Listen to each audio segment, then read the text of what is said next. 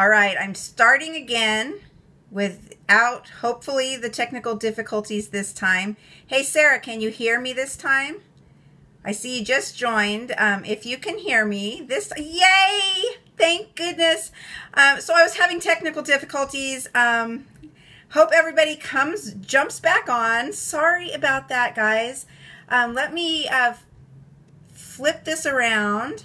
The good thing about technical difficulties and starting over again is I'm getting much better at all the technology of where you need to tap and click on Periscope to get things working. So hey, thanks for the hearts, guys. While we're waiting for people to jump back on, I would love if you would tell me, it's 8:30, well, almost 8:40 now with my technical difficulties in the morning in Fresno, California. I would love to hear where you're from. So type in the chat. I hope I will be able to see them, but type in the chat where you're coming in from. I will watch the replay. Sometimes you can see it on the replay, but you can't see it live, which is weird. I've heard other people talk about that too. So if I don't see yours, it's not because I'm ignoring you. It's just because there's something weird going on and I can't see it. So welcome, whether you're live on the app, whether you're watching on the web viewer, or if you're on the replay, welcome. I'm glad you're taking the time to join us today.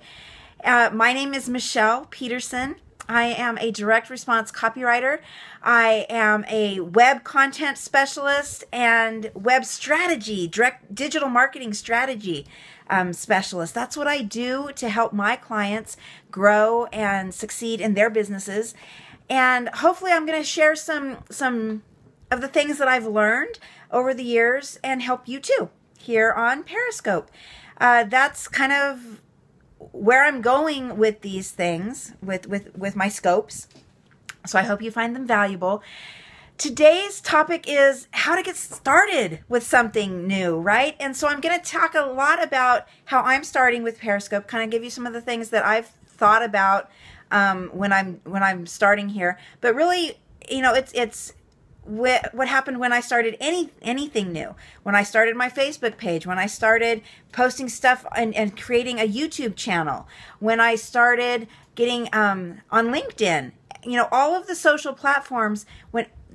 When you start something new, it can be kind of scary because it's something that you're not familiar with, that you're not comfortable with. But the very best way to get over that is to really just jump in and do it. And so I have the hashtag #EatThatFrog for this Periscope, because I think that really speaks to this. It really speaks to what we're doing here is just jumping in and doing it. So quick poll. Who knows where that term started, or with who that term started? Who said that? Who made it popular? If you know, put it in the chat. I'm curious because, you know, it's one of those things that it's become so commonly, you know, talked about and so commonly known that, you know, I wonder if people really remember even the origins of it. And so I'm not seeing any, here's, yes, Sarah Shalene Johnson talks about it a lot. And she isn't the first one who came up with the phrase though. So, any other guesses? Doesn't look like it. So if you do have another guess as I'm talking, if I'm giving some of it away, yes, it is a male. That good guess. If I give it away, go ahead and jump in and tell me who you think it is. So it's actually two people. The very first person who kind of talked about eating a frog, he didn't actually say eat that frog, but he talked about eating a frog, and that was Mark Twain. And he was talking about how it got started was he was saying, if you got up every morning and you ate a live frog, then you would know that was probably the worst thing that was going to happen to you all day, right? It couldn't go anywhere but up from there. So after Mark Twain, you know, said that, and I don't know that he actually made it so popular, but the person who did make it popular was, in my opinion, Brian Tracy. And because he wrote a book, of course, about it, right? And the title of the book was Eat That Frog. And so I got it on my Kindle, and that's the frog that I was showing you at the beginning. Eat that frog. So now, and I know, yeah, that's it. So, and I'm sorry that I know it's mirror image, so you couldn't really see that, but it is Eat That Frog by Brian Tracy. And the book is all about 21 great ways to stop procrastinating and get more done in less time. So that was Brian Tracy. And there have been more than, in this, on the cover of my book anyway, it says that there have been more than 500,000 copies sold. It's an international bestseller. Who knows? That number could be way low, because this book really, I mean, most people that I know of have either read the book or have at least heard about the concept. And by the way, if you have not read this book, I highly recommend it. Brian Tracy, of course, is one of the greats as far as productivity and, personal development and successful personal development, right? Success strategies. And so he is clearly one of the greats. This book it's a quick read, and it's very much worth it. I'm going to tell you a little bit of the highlights from the book. But anyway, so it was Brian Tracy, Eat That Frog. And so what Brian Tracy says is your frog is your biggest, most important task, right? The one that you are most likely to procrastinate, but also the one that is most likely to lead to your success. So it's that big, scary thing that you know you should do, and something's holding you back. So the best way to get over whatever it is that's holding you back is to just do it. Now, the other thing that Brian Tracy says in the book is that if you have to eat a live frog, it is best not to sit and look at it for very long, right? So, and what that means is, of course you have to think about it a little bit, and you have to have a game plan, but don't become paralyzed. That the whole analysis, the paralysis by analysis, and that's when you think about something and think about it and think about it, and you delay doing it because you're thinking about it. So you want to avoid that, and you just want to, get in there, have enough knowledge to know what you're going to do, but then don't overanalyze it, right? I know I'm getting some hearts. That's touching a nerve with people, right? So it's so important that you just, like I say, be prepared, but then don't overanalyze and just do it. And you're going to fail. Things are going to not work perfectly, and that's okay, because now you're moving forward. You're figuring out what works best for you, because, one strategy that works awesome for one person isn't going to work the exact same for the other. You're always going to have to take what works best from several people and then meld it into what works best for you and make it personal to you. That's one of the things, speaking of taking what's working from from other people, that's one of my tips for you in getting started is find people that you admire that are doing what you want to do, and see and study what they're doing. Okay, for me on Periscope, I jumped on several scopes of Chalene Johnson and Kim Garst. Those were the two that I really paid attention to. There were others as well. Angela Stillwell is another one. I think she does really great stuff. But the two major ones were, like I say, Chalene Johnson and Kim Garst. By the way, I watched several other scopes, and I was like, oh, I'm not so impressed. I'm not sure that's going to do anything for me. And then, of course, I looked at theirs and was blown away and really saw what you're supposed to do. Okay, so if you notice that I am patterning anything after either of those two awesome women, thank you very much. I've been, that's good, because that's what I'm hoping to do. Of course, I'm not trying to, mimic them exactly. But I hope that I'm taking the best of what they do and bringing it to my own thing. So find those people and model and pattern yourself after them and pattern your strategy after theirs.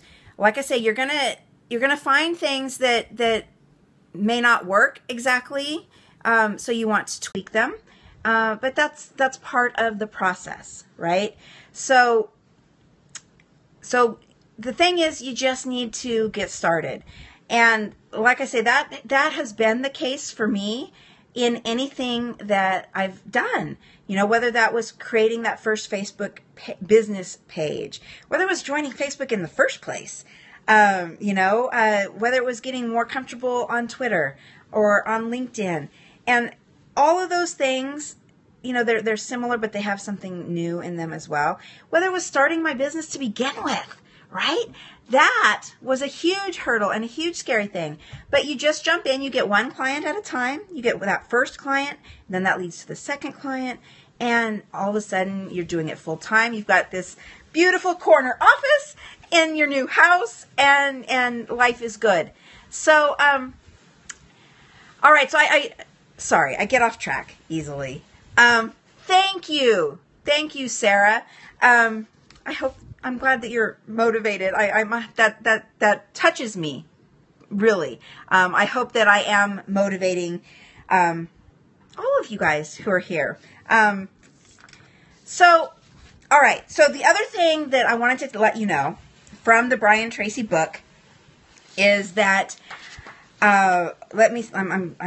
okay. So what he says in the book is that when you tackle that, when you eat that frog, when you tackle that big, scary task, project, whatever it is, when you start something new and you're successful at it, it physically releases the endorphins, and it gives you that natural high. It's like the runner's high that you get from running. I used to be a runner before I hurt my back. It's just that natural high that you get when your body releases the endorphins. You get that same thing from successfully completing that big task from eating that frog. And have you ever noticed that really successful people have this level of energy that just, you know, they're buzzing with it almost, right? Well, it's because of those endorphins. Those endorphins, you know, you're feeling great. You feel on top of the world. You're excited. You're happy. You know, you're strong. You feel strong. And the thing is, Brian Tracy says in his book that you can develop a positive addiction to that feeling. So the thing is that then you tackle more and more things and harder things and more important things.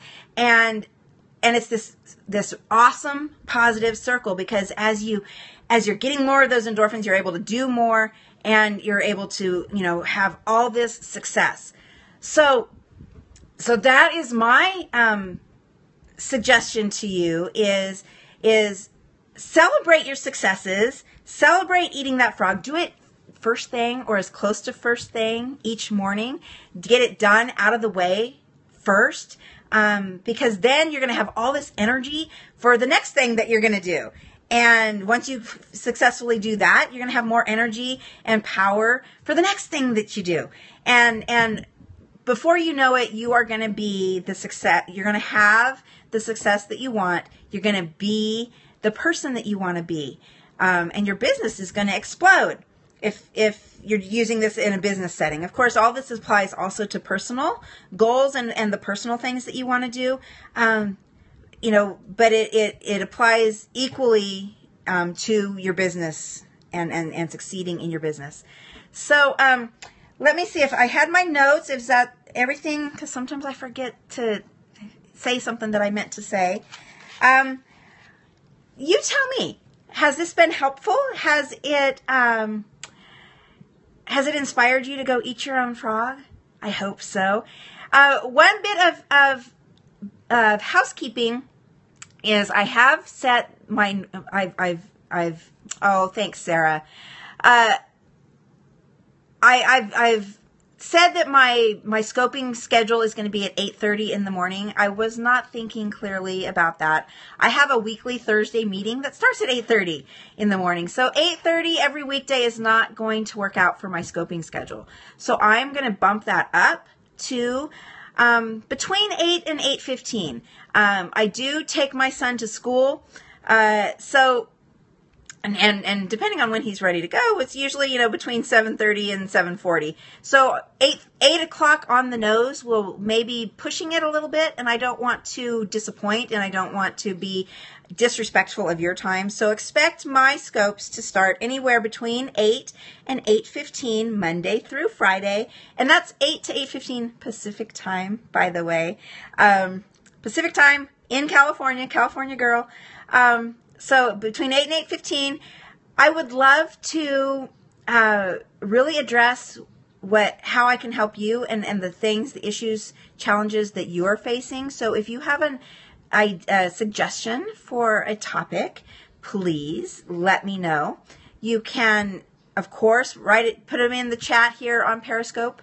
You can reach out to me on Twitter. You can reach out to me on LinkedIn, Facebook, wherever. You could also email me, of course. If you go to my website, which is exactlyrightwebcontent.com, and that's right, W-R-I-T-E.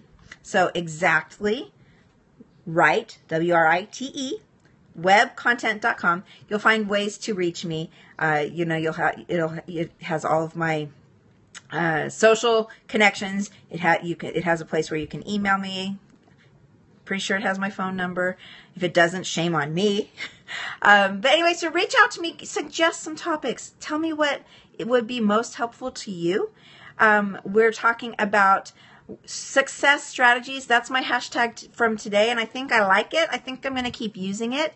So success strategies for you in your business. Since I'm a copywriter and I focus on web content, those are probably the things that I'm going to be able to talk about with the most knowledge.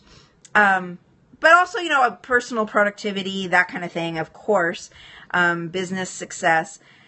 But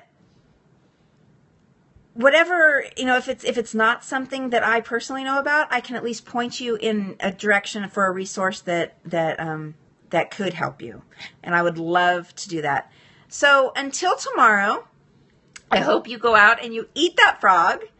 Thank you so much for being here. Again, whether it was live or on the replay, thanks for being here. If you have found my scopes helpful, please go ahead and spread the word, share them with other people. Let's have a good community of folks here, because that's what Periscope really is. It's a community where it's not just about me talking. It's about how you interact and how you eventually, I hope, start helping each other as well. So until tomorrow, thank you very, very much for watching. Thank you for being here. Eat that frog, and I'll see you tomorrow. Make it a great day. Bye.